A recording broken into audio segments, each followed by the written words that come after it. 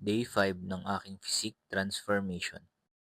Habang nag-scroll ako ng mga lumang picture ko, may nakita akong hindi ko na-expect na mapapatigil ako. 18 years old ako dito. Ito yung panahon na nag-stop ako ng pag-aaral. Tapos pumunta ako sa Manila. 4 to 5 times a week ako nag-gym yan. Tapos tinignan ko yung sarili ko 3 months ago. Sobrang layo, di ba? Pero hindi ko tinitignan to para malungkot o mag-look back sa past.